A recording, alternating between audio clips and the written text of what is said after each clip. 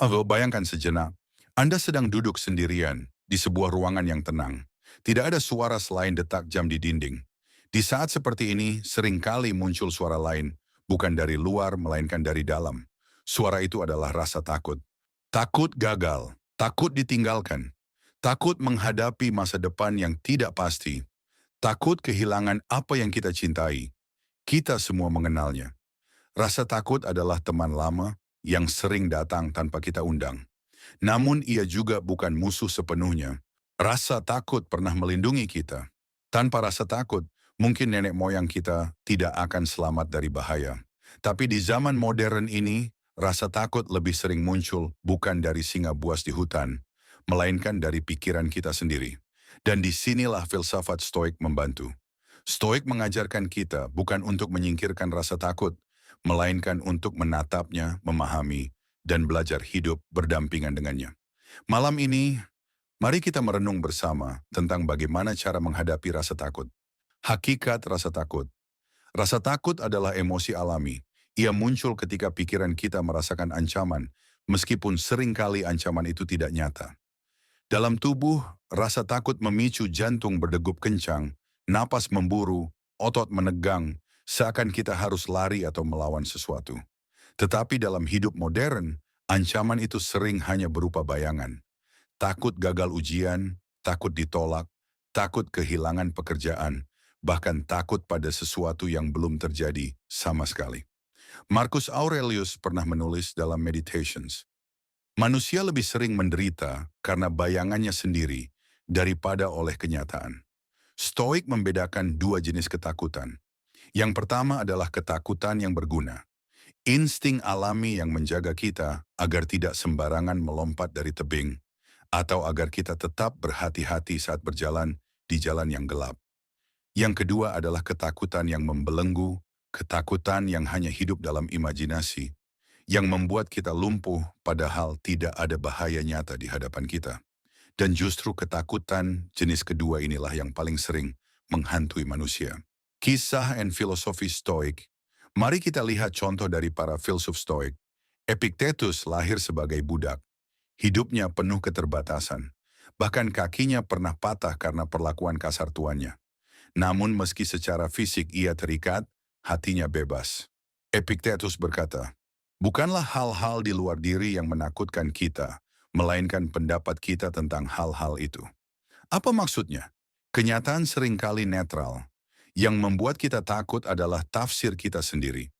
Epictetus tidak takut meski hidupnya penuh penderitaan, karena ia belajar membedakan mana yang bisa ia kendalikan dan mana yang tidak.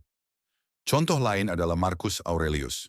Sebagai kaisar Romawi, ia menghadapi perang, wabah penyakit, dan pengkhianatan. Tetapi ia tetap menulis catatan harian penuh ketenangan. Markus berkata, jangan biarkan imajinasi kita menambah beban. Satu halangan saja sudah cukup berat. Jangan kita ciptakan ratusan bayangan halangan lainnya dalam pikiran. Dari mereka kita belajar bahwa rasa takut tidak akan pernah hilang, tetapi kita bisa belajar untuk tidak diperbudak olehnya. Mari kita masuk lebih dalam. Apa saja sumber rasa takut yang paling sering menghantui kita? 1. Takut kehilangan. Kehilangan harta, status, atau orang yang kita cintai. Stoik mengingatkan, semua yang kita miliki hanyalah titipan. Kita boleh menikmatinya, tapi jangan menggenggamnya terlalu erat. 2. Takut gagal. Kegagalan sering dianggap aib, tetapi Stoik melihat kegagalan sebagai guru. Seneca berkata, orang berani bukanlah orang yang tidak takut, melainkan yang melangkah meski ia takut. 3. Takut mati. Ini adalah ketakutan paling universal. Tetapi Stoik mengajarkan, kematian hanyalah bagian dari hukum alam. Marcus Aurelius menulis, jangan takut pada kematian. Ia hanyalah pengakhiran dari proses yang sama, alami seperti kelahiranmu dahulu. Praktik menghadapi rasa takut. Bagaimana cara kita melatih diri? 1. Latihan kendali diri. Bedakan apa yang bisa kita kendalikan dan apa yang tidak. Energi kita hanya layak dipakai untuk hal-hal yang ada dalam kendali kita. 2. Premeditatio malorum. Bayangkan hal terburuk yang bisa terjadi. Bukan untuk membuat kita cemas, tetapi agar kita siap dan tidak kaget jika itu datang. 3. Merenungi kefanaan.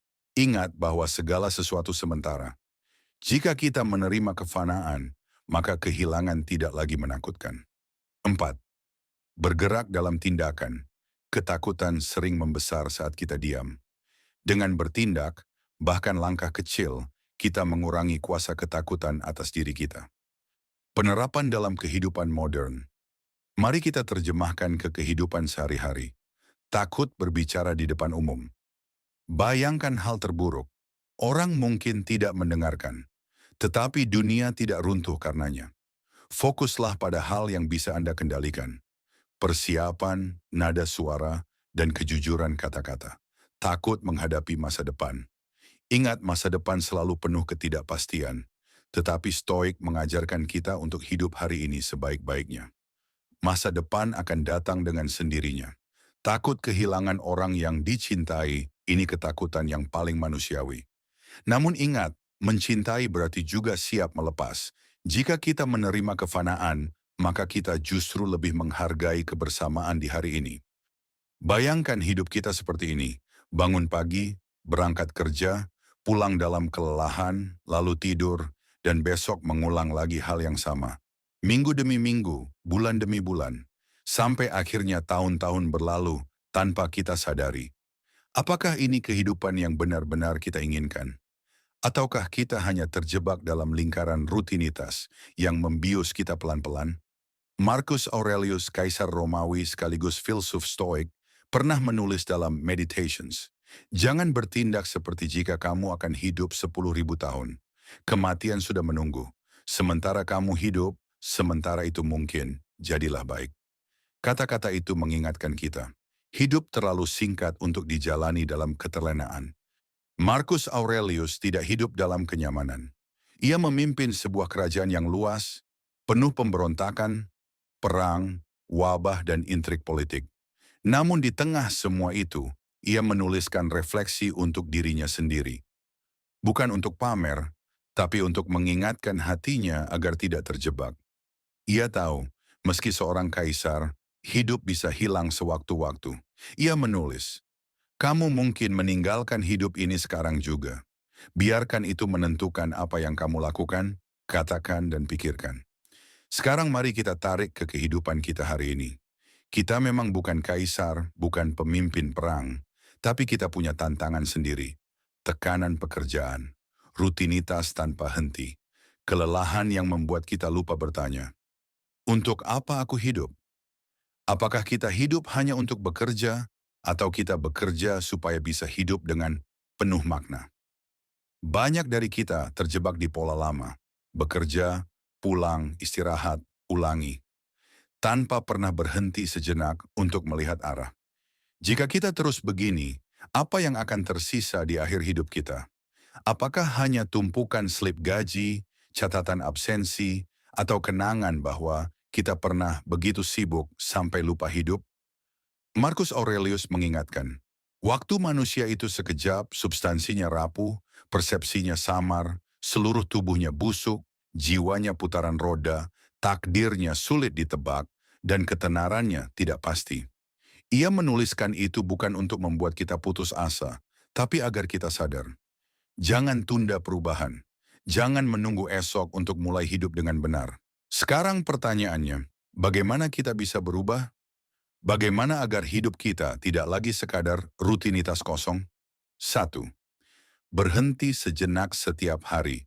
Sediakan waktu 10-15 menit saja untuk refleksi. Bisa dengan menulis jurnal, bisa dengan diam merenung. Tanyakan pada diri sendiri, apakah hari ini aku benar-benar hidup atau hanya mengulang pola? 2. Tentukan nilai yang ingin kita jalani. Stoik mengajarkan untuk hidup sesuai virtue, kebajikan. Apa nilai yang penting bagi Anda? Kejujuran, disiplin, kepedulian. Hidup yang baik adalah hidup yang setia pada nilai itu, bukan sekadar mengikuti arus.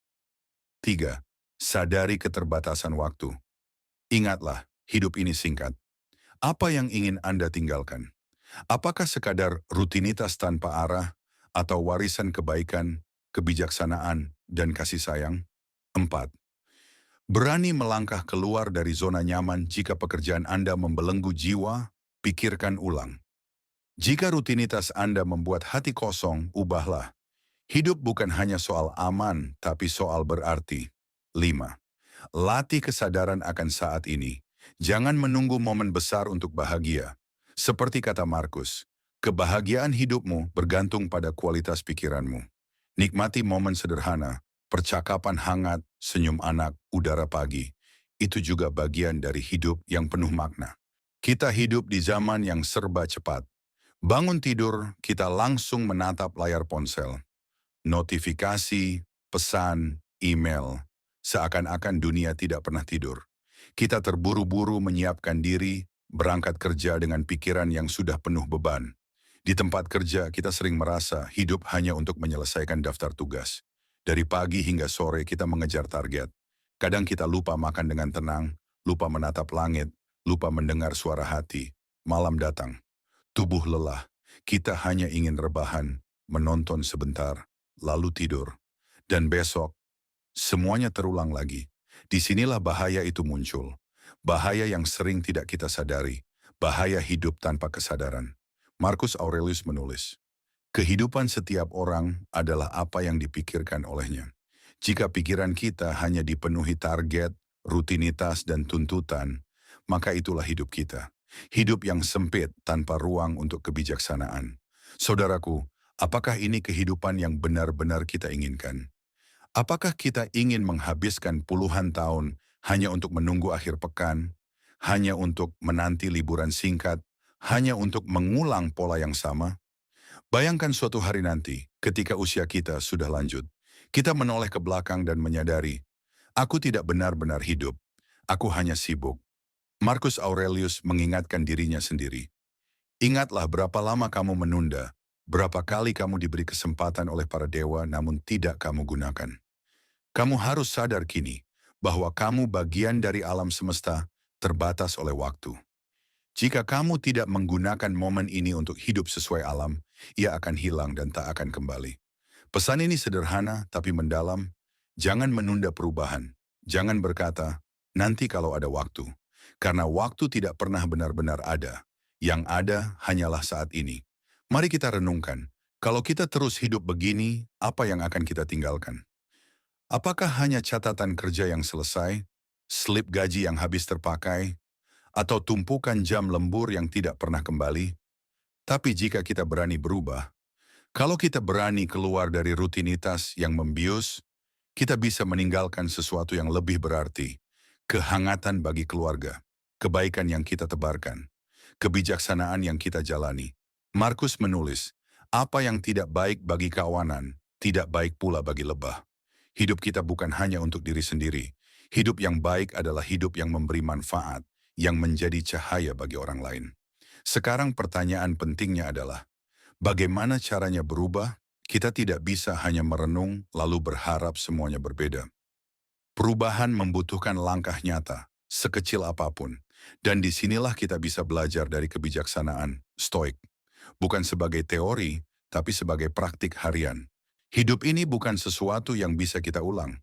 Kita tidak diberi kesempatan kedua. Setiap hari yang berlalu adalah satu potongan hidup yang tidak akan kembali.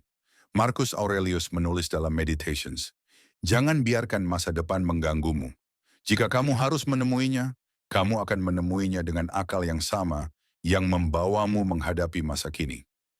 Kata-kata ini mengajarkan kita untuk tidak tenggelam dalam kecemasan masa depan dan tidak terjebak dalam rutinitas yang meninabobokan. Yang kita punya hanyalah saat ini. Hanya disinilah kita bisa benar-benar hidup. Bayangkan jika hari ini adalah hari terakhir kita. Apakah kita akan puas dengan hidup yang hanya dihabiskan untuk bekerja tanpa arah? Ataukah kita ingin hidup dengan penuh kesadaran, penuh kebaikan, penuh keberanian untuk menjadi versi terbaik dari diri kita? Hidup bukan sekadar panjang atau singkat. Hidup adalah tentang seberapa dalam kita menjalaninya. Marcus Aurelius pernah menulis kepada dirinya sendiri, jangan bertanya apakah orang lain hidup dengan baik, tetapi tanyakanlah, apakah aku hidup dengan baik? Itulah pertanyaan yang seharusnya kita bawa setiap hari. Bukan berapa gaji kita, bukan berapa banyak barang yang kita punya, tapi apakah kita benar-benar hidup dengan baik. Maka mulai hari ini, jangan terlena.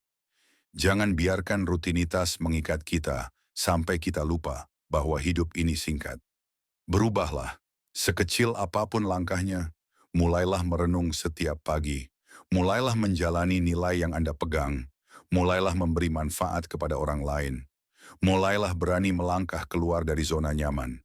Karena perubahan bukan tentang besarnya langkah, tapi tentang keberanian untuk melangkah. Saudaraku, hidup ini ibarat perjalanan singkat. Kita tidak tahu kapan perjalanannya selesai. Tapi selama kita masih diizinkan berjalan, mari kita jalani dengan baik, dengan hati yang sadar, dengan jiwa yang berani, dan dengan kasih sayang yang tulus. Sehingga ketika waktunya tiba, kita bisa menoleh ke belakang dan dengan tenang berkata, "Aku sudah benar-benar hidup. Aku tidak hanya bekerja, pulang, dan tidur. Aku sudah hidup dengan penuh makna sahabatku. Rasa takut akan selalu hadir. Ia tidak bisa kita buang sepenuhnya. Tetapi kita bisa memilih bagaimana meresponsnya. Seperti pelaut yang belajar menaklukkan badai, bukan dengan melawan laut, melainkan dengan belajar berlayar. Mari kita belajar menghadapi rasa takut, bukan sebagai musuh, melainkan sebagai guru yang mengingatkan bahwa hidup ini rapuh. Dan karena itu, indah. Tarik napas dalam-dalam. Hembuskan perlahan. Rasakan bahwa saat ini Anda aman. Anda hidup. Dan itu sudah cukup. Terima kasih telah mendengarkan. Semoga kita semua bisa hidup lebih damai, meski rasa takut sesekali datang bertamu.